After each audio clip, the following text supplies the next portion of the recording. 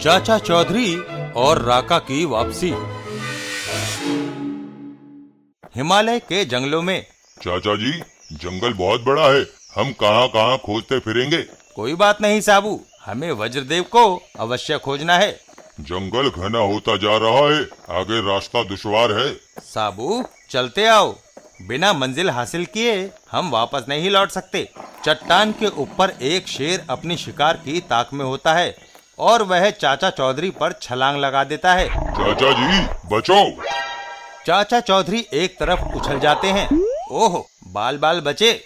साबू शेर की पूंछ पकड़ लेता है। जंगली बिल्ली, तुमने चाचा पर हमला किया, तुम इसके लिए भारी कीमत चुकाने जा रहे हो। मैं तुम्हें खींच कर मारने जा रहा हूँ। इससे पहले कि साबू शेर को नुकसान पहुंचाता, तभी घने जंगलों से आवाज आई, शेर को छोड़ दो। है? मैंने कहा शेर को छोड़ दो। साबू, शेर को नीचे रख दो। जीव जंतुओं को मारना अच्छा नहीं, ये कुदरत की देन है। आप कौन? ये सवाल तो मुझे पूछना चाहिए। मेरे घर में घुसपैठिए कहाँ से आए? मुझे स्थिति को संभालना चाहिए। वैधराज चक्रमाचार्य मेरे मित्र थे, हम उनके गुरु श्री वज्रदेव जी को यहाँ ढूंढने आए हैं। चक्रम के मित्र? तब तो तुम ठीक जगह पहुँच गए हो, मैं ही उसका गुरु हूँ। मैंने चक्रम से कहा था कि शहर को छोड़ और यहाँ प्रकृति की गोद में आकर बच जा, लेकिन वह नामाकूल चक्कर खा गया। उसका नतीजा क्या हुआ? लेकिन फिर भी आचार्य जी 350 साल से ज्यादा जिए। बहुत छोटी उम्र में मर गया बेचारा। छोटी उम्र? बाबा, आपकी आयु कितने साल की होगी? पता नहीं, 1000 के बाद मैंने गिनना छोड़ दिया। अगर आदमी प्राकृतिक वातावरण में रहे तो लंबी उम्र जी सकता है। हमारे कौरव पांडवों में जो बल था वह आज कहाँ। शहर में फैक्ट्रियों का धुआं और ट्रक बसों का शोरगुल सारे वातावरण को दूषित किए जा रहे हैं। इंसान को बाहर से खाए जा रहे हैं। शहर के निवासियों को अंदर से द्वेष और ईर्ष्या खोखला किए जा रही है। ऐसी हालत में आदमी लंबी उम्र कैसे जी सकता है? तुम पहले शहरवासी हो जिसे मैं रिष्ट पुष्ट देख रहा हूँ। बाबा, साबू जुपिटर का प्राणी है। वह पृथ्वी पर आया था और यहीं का होकर रह गया। खैर, तुम यहाँ आने का अपना मकसद बताओ।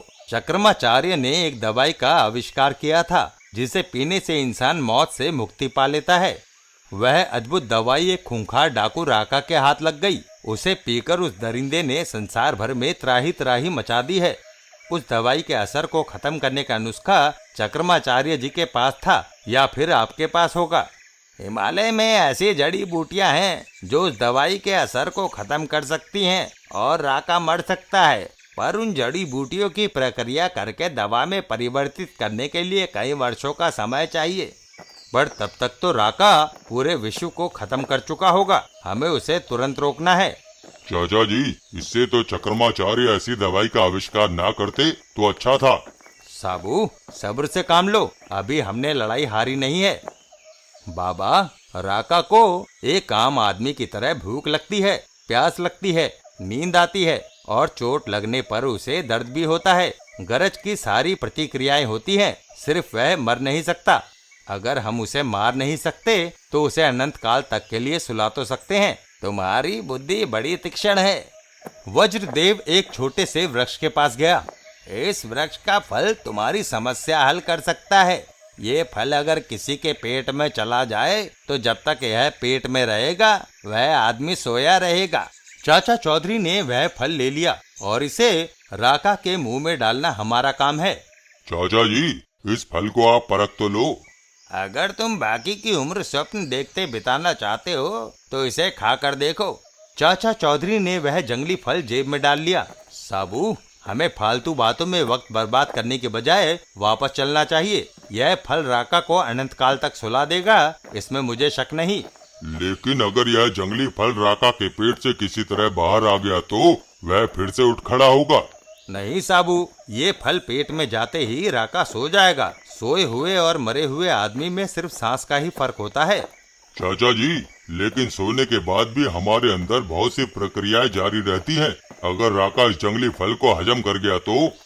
चाचा चौधरी ने जंगली फल जेब से निकाला और साबू की तरफ उछाल दिया। साबू, जरा हाथ से इसे तोड़ने की कोशिश करो। साबू ने जंगली फल को हाथ में लेकर दबाना चाहा। अरे चाचा जी, ये तो पत्थर से भी ज्यादा सख्त है। बस, जब तुम सचेतन इसे न तोड़ सके तो सोया हुआ राका इसे क्या हजम करेगा। हिमालय की अपार वन संपत्ति में से वज्रदेव ने ये हीरा हमें दिया है। जब तक यह राका के पेट में रहेगा वह सोया रहेगा। जब तक राका सोया रहेगा संसार सुख चैन से रहेगा। मेरी समझ में आ गया, यह फल संभालिए। थोड़ा आगे जाने पर अब क्या करे चाचा जी, आगे रास्ता खत्म है। साबू, नीचे गहरी नदी बह रही है, कूद जाओ। चाचा चौधरी को कंधे पे बिठाए साबू कूद पड़ता है जय बजरंग बली। और सीधा नदी में आ गिरता है। चाचा जी, गंगा का पानी ठंडा और निर्मल है, थोड़ी देर नहा लूं। नहीं साबू, अगर उधर राका भूल भुलैया महल से निकल आया तो वह कई लोगों को खून से नहला देगा। उधर नवाब सफाकुद्दौला।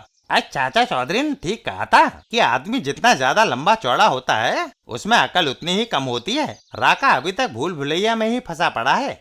यह भी तो संभव है कि राका कभी बाहर आने का रास्ता ही ना खोज सके। अगर ऐसा हो गया तो मेरा ये महल दरगाह की तरह पूजा जाएगा। बाहर आने के लिए एकमात्र दरवाजा है जो खुला रहता है, इसे भी मैं बंद किए देता हूँ। महल के अंदर राका। ओहो, धुआं मेरी आंखों में भर गया है, मुझे कुछ दिखाई नहीं देता।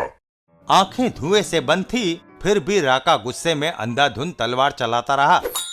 2 दिन तक गुस्से में वह तोड़फोड़ करता रहा। ओह, दीवार दिख नहीं रही, पर मजबूत पत्थर की बनी है ये, इसे न मैं तोड़ पाऊंगा न तलवार। और घूमते घूमते आखिर तलवार का हाथ एक दरवाजे पर जा पड़ा। लगता है ये कोई दरवाजा है। राका बाहर निकल आया। चाचा चौधरी, मरने के लिए तैयार हो जा। कहाँ है वह चूहा जो मुझे उस महल में गुमराह करके आ गया था? चाचा चौधरी और साबू कहाँ है? कई दिन तक मैं भूखा प्यासा उस इमारत में भटकता रहा। अब मुझे नहीं पता कि वे कहाँ है। राका ने एक ही बार में नवाब के प्राण ले लिए। जब तक मैं उन्हें खत्म ना कर दूं, चैन से नहीं बैठूंगा। दुनिया वालों, ये तलवार तब तक तुम्हारे सिर काटती रहेगी जब तक तुम चाचा चौधरी और साबू को मेरे हवाले नहीं कर देते। राका का आतंक एक बार फिर फैलने लगा। नहीं, मुझे छोड़ दो। जब तक चाचा चौधरी का पता नहीं बताते तब तक यह कत्लेआम होता रहेगा। पुल गिराए जाने लगे, रेलें पटरियों से उतरने लगी। राका जिधर से गुजरता गया लाशें बिस्ती चली गई। चाचा चौधरी की तलाश में वह सीमा पार करके पाकिस्तान में भटक गया। या खुदा, अब भागो। उसने पाकिस्तान में भी मारकाट का सिलसिला जारी रखा। चाचा चौधरी को लाओ। पाकिस्तानी आर्मी का चीफ ऑफ स्टाफ। ये हिंदुस्तान के हमारे मुल्क के खिलाफ साजिश है। पहाड़ नुमा इंसान यहाँ मार काट और बदमनी फैलाने के लिए भेजा गया है, उसे बम से उड़ा दो। पाकिस्तान एयरफोर्स का एक स्क्वाड्रन राका को मारने के लिए निकल पड़ा। जहाज ने बम बरसाए जो सीधा राका पर आ गिरे। लेकिन या खुदा, ये मैं क्या देख रहा हूँ? इतने खतरनाक बमों के बावजूद भी वह जिंदा है। शायद हमारे टारगेट ठीक से नहीं बैठे। इस बार पूरा स्क्वाड्रन एक साथ अटैक करेगा। और सब ने राका पर हमला शुरू कर दिया। सारे वायुमंडल में धुआं ही धुआं हो गया। हमारा अटैक बिल्कुल निशाने पर था। इस हल्के के अंदर सब कुछ तहस नहस हो गया है। राका, इन कौवों को सबक सिखाना ही पड़ेगा। वह बड़ा आदमी अभी भी जिंदा है। फिर से अटैक। राका की तलवार के वार ने जहाज के 2 टुकड़े कर दिए। दूसरा जहाज भी क्षतिग्रस्त होकर जमीन की ओर बढ़ा। पाकिस्तानी कमांडर आया। चाचा चौधरी को मेरे हवाले कर दो, नहीं तो मैं सब कुछ तहस नहस कर दूंगा। तो यह बात है, यहाँ ताकत की नहीं डिप्लोमेसी की जरूरत है। तुमको जिस आदमी की तलाश है उसकी बीवी को पकड़ लो। वह बीवी को छुड़ाने भागा आएगा। इस जनरल ने तरकीब अच्छी बताई। जनरल, तुम इनाम के हकदार हो। हमारे सिपाही तुम्हें वापस बॉर्डर पर छोड़ आएंगे। राका को वापस सरहद के पार पहुंचा दिया गया। मुसीबत टली, नहीं तो पता नहीं शैतान ने हमारे मुल्क का कितना नुकसान करना था। राका आगे बढ़ चला। बस, अब आगे चाचा चौधरी का घर ढूंढना मुश्किल नहीं। चाचा चौधरी के घर पर चाची। मैं पहचानता हूँ, यही है वह। ए औरत, राका तुम्हें लेने आया है। ये देखा है, इसने शहर के कई मजनुओं की खोपड़ियाँ पिलपिली कर दी है। मैं तुम्हें मारना नहीं चाहता था, मगर तुमने मुझे गुस्सा दिला दिया। अब यह तलवार तुम्हारी गर्दन पर गिरने जा रही है। साबू राका पर लपक पड़ता है। राका, तुमने चाची के साथ गुस्ताखी की। हम ठीक समय पर पहुंच गए। साबू का जोरदार मुक्का राका के मुंह पर। बुज़दिल, जो मासूम अपनी रक्षा नहीं कर सकते उन्हें कत्ल करते हुए तुम्हें शर्म आनी चाहिए। तुम्हारे पापों का खाता पूरा हो चुका है। जब साबू को गुस्सा आता है तो ज्वालामुखी फटता है। राका, मुझे डर है कि कहीं तुम अपने ब्लड प्रेशर से ही न मर जाओ और मैं तुम्हें मारने के लुत्फ से ही वंचित रह जाऊं। राका, तुम सिर्फ नादान असहाय लोगों को मारना सीखे हो। और राका, हिटलर जैसे जालिम लोगों का अंजाम क्या हुआ था तुम जानते होगे। तलवार हाथ में संभाले राका साबू की ओर दौड़ता है। बस, मुझे भाषण सुनने की आदत नहीं है। मेरी तलवार तुम्हारा सिर काटने आ रही है। साबू उसे हवा में उछाल देता है। जो गरजते हैं वह बरसते नहीं। तुम्हारी ताकत का घमंड मुझे तोड़ना पड़ेगा। राका का वार साबू पर। ओह, और फिर दूसरा वार जिससे साबू बचा जाता है। उफ। साबू, फार्मूला नंबर 0009। ठीक है चाचा जी। साबू राका का तलवार वाला हाथ पकड़ लेता है। छोड़ दो। साबू की पकड़ आज तक कोई नहीं छुड़ा सका। ले, तेरा ही उधार तेरे ही सिक्कों में। राका की तलवार गिरने पर साबू ने उसे अपनी जकड़ में ले लिया और पूरी ताकत से अपना दबाव डाला। राका कराह उठा। चाचा चौधरी, यही मौका है वज्रदेव के दिए चिर निद्रा फल का इस्तेमाल करने का।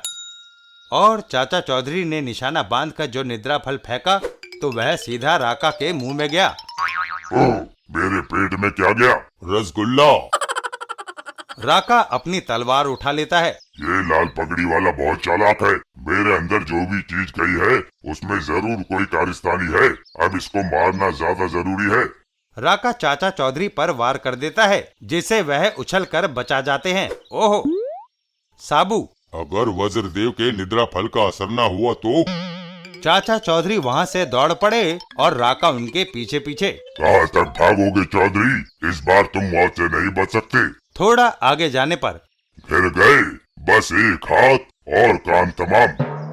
तभी ओह, नींद, प्यारी नींद, तू कहाँ थी? बरसों से नहीं सोया मैं। और राका नींद के आगोश में समा गया। चाचा जी, सोया हुआ राका भी कम मुसीबत नहीं होगा। इसके खर्राटों का शोर, तौबा तौबा। लेकिन साबू, इसकी शैया नरम समुद्र तल होगा, इसे फेंक आओ। साबू राका को लेकर समुद्र की तरफ चल दिया। इसके खर्राटों से मेरे कान बजने लग गए हैं। और फिर साबू ने चिर निद्रा में लीन राका को समुद्र में उछाल दिया। जाओ समुद्र में। राका समुद्र में जा गिरा। सोया हुआ राका गहरे समुद्र में दूर दूर तक तैरता रहा। एक दिन एक विशाल वेल मछली आई। उसने अपना मुंह खोला और राका को निगलकर वेल दूर दराज समुद्रों की ओर चल दी। इधर चाचा चौधरी और साबू। चाचा जी, अगर समुद्र में कोई विशाल जंतु राका को निगल गया तो क्या वह मर जाएगा? साबू, ऐसा होता तो अच्छा होता, मगर भाग्य की विडंबना है कि राका मर नहीं सकता। उस बड़े जंतु के पेट में राका चिर निद्रा में सोया रहेगा। अब तुम चाय पियो। साबू घड़े में चाय पीता है।